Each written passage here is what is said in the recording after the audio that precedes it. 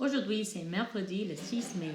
Il faut travailler à Duolingo 8. Ça, c'est pour le 18 mai. You're going to work on your Duolingo for 10 minutes so you can get it done in time. This is your last Duolingo assignment for the year. Raconter une histoire. So we're going to keep working on telling a little story in French. So the 5 parts of this I'm going to review again in French, and then we're going to work on putting this into our sentences. En quel mois? En quel mois?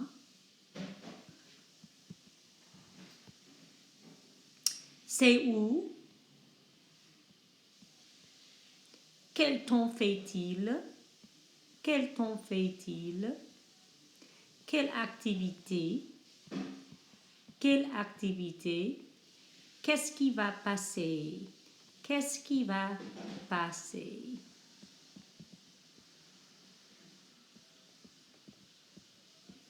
Voilà.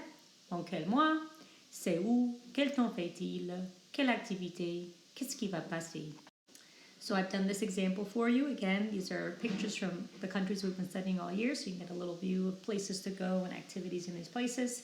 So I'm going to read the sentences, and then we're going to create more paragraphs about pictures and what's happening in the picture and what's going to happen. C'est septembre. Il est à la montagne. Il fait une randonnée. Il fait beau. Plus tard, il va à la plage.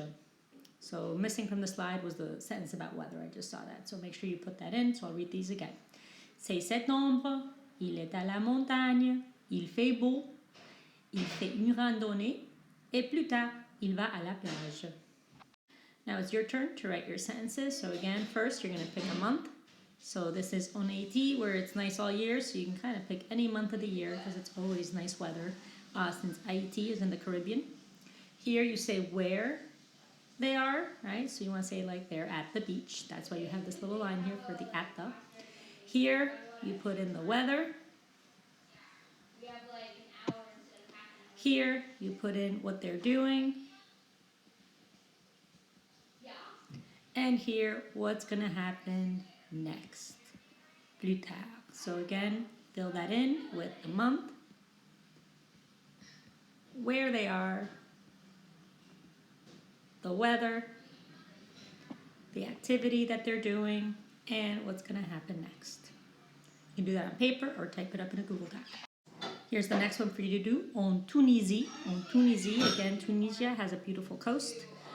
The weather here also year-round tends to be warmer than it is by us because it's so close to the equator, and it's on the Mediterranean. So pick a month. Where are they?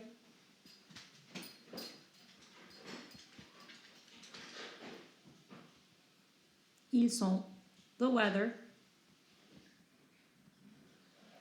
And then here, il, what's the activity? And finally, what's next? Plus tard, ils vont. And then write those sentences. Last one for today. En Tunisie. Again, this is Tunisia. They have a long, long history in Tunisia as far as culture goes.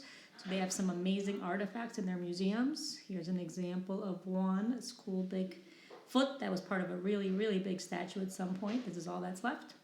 So these young women are at a museum. So again, any month will do, but look at the coat, right? So the coat tells you that it's not that warm.